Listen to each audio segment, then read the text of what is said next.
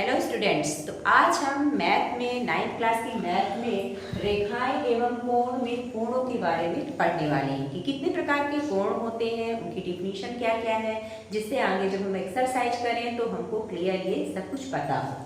सबसे पहले हम कोण में देखते हैं। सबसे पहला कोण न्यून कोण। न्यून कोण को क्या कहते हैं? Acute angle. एक्यूट एंगल एक ऐसा एंगल होता है जिसका मान 0 से अधिक और 90 डिग्री से कम होता है। अगर हम इस प्रकार से कोई एंगल बना लें, एंगल का नाम है AOB। एंगल का नाम क्या हो जाएगा? AOB। ऐसा कोई एंगल जिसका मान 0 से 90 अंश के बीच में हो, उसको हम क्या कहते हैं? न्यून कोण या एक्यूट एंगल कहते हैं। इसका मान 0 से 90 अंश के बीच में होगा। ठीक है। फिर हम देखते हैं समकोण क्या है। समकोण एक ऐसा एंगल, एक ऐसा कोण जिसका मान पूरा 90 डिग्री हो, पूरा 90 अंश हो, उसको हम क्या कहते हैं? समकोण कहते हैं। उसको हम इस प्रकार से इंडिकेट करते हैं। अगर ये हमारा AOB है और इसका 90 डिग्री इसके एंगल बना रहा है। 90 डिग्री को इस प्रकार से इंडिकेट किया जाता है। ऐसे अगर कहीं पर हो तो 90 डिग्री इंडिकेट कर जाता है, 90 डिग्री ये डिनोट कहलाता है। तो ये क्या है? जो समकोण है, राइट एंगल है, इसको हम क्या कहते हैं? ऐसा कोई कोण जिसका मान 90 अंश हो, जिसकी वैल्यू 90 डिग्री हो, उसको हम क्या कहते हैं? समकोण कहते हैं, राइट एंगल कहते हैं। फिर उसके बाद है अधिकोण, ऑब्ट्यूज एंगल। ऑब्ट्यूज एंगल क्या कहते हैं? ऐसा कोई एंगल जिसका मान 90 अंश से अधिक हो और 180 अंश से कम हो। जैसे अगर हम बनाए इस प्रकार से, हम देख रहे हैं कि अगर हम बिल्कुल सीधा खड़ा करते तो हमारा 90 डिग्री होता। इसको अंदाज से बना देंगे। यहाँ पर A है, O है और ये है B। इस प्रकार का एंगल जिसका मान 90 डिग्री से अधिक हो लेकिन 180 डिग्री से कम हो, उसको हम क्या कहते हैं? अधिकोण कहते हैं। तो ये हो गया हमारा न्यून कोण, ये हमारा हो गया समकोण और ये हो गया हमारा अधिकोण। ठीक है। फिर यहाँ पर हम देखते हैं विजिकोण या स्ट्रेट एंगल क्या है। स्ट्रेट एंगल क्या? स्ट्रेट यानी लाइन है, पता चल रहा है उसके नाम से। इस प्रकार का कोई एंगल हो जिसकी वैल्यू पूरी 180 डिग्री हो, ना हो 180 डिग्री। ऐसा कोई कोण जिसका मान 180 अंश होता है, उसको हम क्या कहते हैं? ऋजु कोण या स्ट्रेट एंगल कहते हैं। इसका एंगल को क्या नाम दे सकते हैं? AOB। यहाँ पर एंगल AOB कितना होगा? 90 डिग्री होगा। यह ऋजु कोण या स्ट्रेट एंगल कहलाता है। फिर उसके बाद हम देखते हैं प्रतिवर्ती कोण क्या है। फिर यहाँ पे देख लेते हैं। पहले ये न्यून कोण हो गया हमारा, ये हमारा हो गया समकोण, ये हो गया अधिकोण और ये हो गया ऋजु कोण, स्ट्रेट एंगल।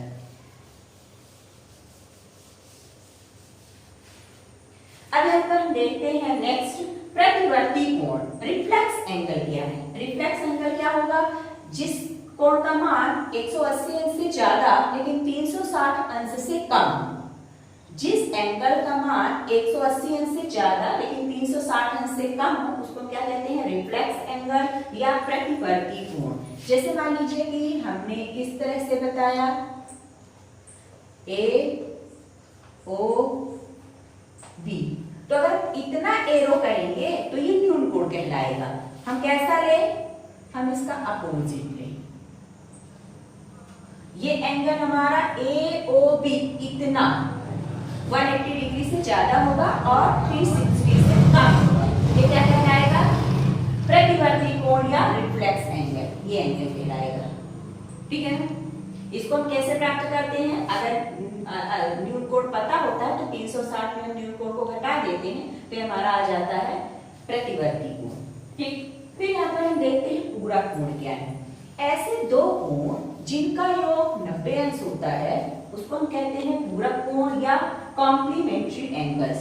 ऐसे दो कोण जिनका योग 90 डिग्री हो, उन दोनों कोणों को हम क्या कहते हैं? पूरक कोण कहते हैं या कॉम्प्लीमेंट्री एंगल कहते हैं। समपूरक कोण या सप्लीमेंट्री एंगल किसे कहते हैं? ऐसे दो कोण जिनका योग 180 अंश हो, उनको हम क्या कहते हैं? समपूरक कोण कहते हैं। ठीक है। तो ये मतलब कहने का कि अगर हमारा कोई एक कोण है, एक कोण ABC है और दूसरा हमारा COD है, वो दोनों कोणों का जो सम है वो कितना होगा, 180 डिग्री होगा। तो ऐसे दोनों कोण क्या कहलाएंगे, समपूरक कोण कहलाएंगे। अगर एक की वैल्यू पता है तो दूसरी की वैल्यू को पता करने के लिए 180 में हम माइनस कर देते हैं तो समपूरक कोण मिल जाता है। फिर आसन्न कोण क्या है? आसन्न कोण ऐसे दो कोण इस तरह से, अगर हम आसन्न कोण देखें, आसन्न कोण को हम क्या कहेंगे, एडजेसेंट एंगल। क्या है? एडजेसेंट एंगल में ऐसे एंगल, इन एंगल का अगर हम नाम दे दें AOBC, तो यहाँ पर हम देख रहे हैं कि दो एंगल बने हुए हैं। एक एंगल है AOC और दूसरा एंगल है COB। ये दोनों क्या कहलाएंगे, एडजेसेंट एंगल कहलाएंगे, आसन्न कोण कहलाएंगे। क्यों? क्योंकि इनका एक कॉमन वर्टेक्स होता है।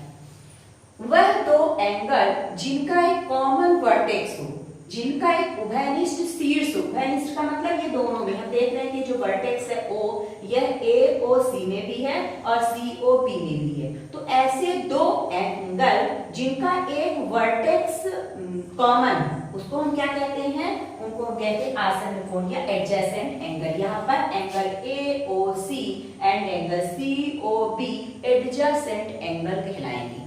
ठीक है, एडजेसेंट एंगल आप ऐसा भी समझ सकते हैं कि दोनों सटे हुए कोण अगर रहेंगे, उनका एक कॉमन पॉइंट होगा, उसको हम क्या कहेंगे, एडजेसेंट एंगल कहेंगे। फिर देखते हैं शीर्षाभिमुख कोण क्या है। शीर्षाभिमुख कोण को क्या कहते हैं, vertically opposite angles. Vertically opposite angles क्या है? अगर हम दो लाइंस को इस प्रकार से बनाएं कि वो दोनों एक दूसरे को क्या करें, किसी एक पॉइंट पर कट करें। ठीक है, दो प्रतिच्छेदी अगर रेखाएं इस प्रकार से हो, दो यहाँ पर लाइन इस प्रकार से ओ पॉइंट पर अगर काट रही हूँ, तो पॉइंट पे काटती हूँ, तो हमको पता चल रहा है यहाँ पर चार एंगल बन रहे हैं। एक एंगल है हमारा AOB, दूसरा है BOC, तीसरा है COD। यहाँ पर चार एंगल बन रहे हैं।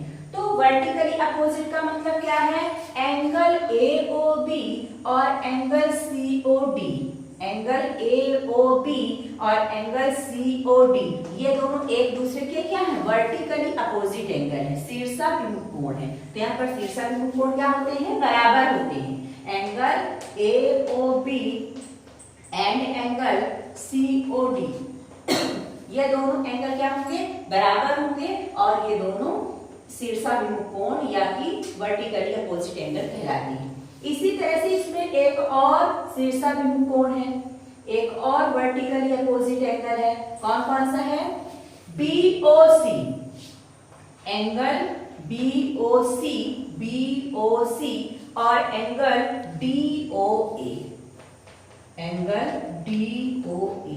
ये भी अपोजिट का मतलब क्या है कि इसके जस्ट अपोजिट, अगर लाइन इस प्रकार से कट कर रही हूँ, इंटरसेक्टिंग कर रही हूँ, तो जस्ट इसके अपोजिट जो एंगल्स होंगे वो क्या कहलाएंगे, शीर्षाभिमुख कोण कहलाएंगे, वर्टिकली अपोजिट एंगल कहलाएंगे और ये एक दूसरे के इक्वल होते हैं। फिर उसके बाद लास्ट देखते हैं कोणों का रैखिक युग्म, लीनियर पेयर ऑफ एंगल्स। ये बहुत ही इंपॉर्टेंट है, हालांकि जितने हैं वो सभी इंपॉर्टेंट है। ये इस जो अभिगृहित है इससे बहुत सारे क्वेश्चन लगते हैं, न्यूमेरिकल क्वेश्चन। तो कोणों का रैखिक युग्म क्या है, रैखिक का मतलब ही है लाइन। अगर दो आसन्न कोण इस प्रकार से हो कि उन आसन्न कोणों का योग 180 अंश हो, या हम ऐसा कहें कि कोई भी रेखा इस प्रकार से खड़ी हुई हो किसी दूसरे लाइन पे, ठीक है। जैसे मान लीजिए कि हमने ये भी कहा कि अगर दो आसन्न कोण, जैसे मान लीजिए हमने यहाँ पे O यहाँ पे B लिया और AO यहाँ पे हमने C लिया, ठीक है। हमने अभी बताया था कि एडजेसेंट एंगल भी कहलाएंगे, क्यों, क्योंकि AOB और AOC इनका एक कॉमन वर्टेक्स है। वर्टेक्स की चर्चा हमने पिछली वाली वीडियो में की हुई थी, शीर्ष की चर्चा, ठीक है। तो ये हमारा वर्टेक्स या शीर्ष कहलाएगा। ये एंगल्स, ये जो दो एंगल हैं, इनका एक ही वर्टेक्स है, इसलिए क्या कहलाएंगे, आसन्न कोण भी कहलाएंगे। और इन कोणों का योग यदि 180 अंश हो, इन दोनों का सम यदि 180 डिग्री हो, तो इनको हम क्या कहते हैं, लीनियर पेयर ऑफ एंगल्स। यहाँ पर हम ये भी कह सकते हैं angle AOB plus angle AOC is equal to 180 degree होना चाहिए। इसको हम कहेंगे कोणों का रैखिक युग्म या लीनियर पेयर ऑफ एंगल्स।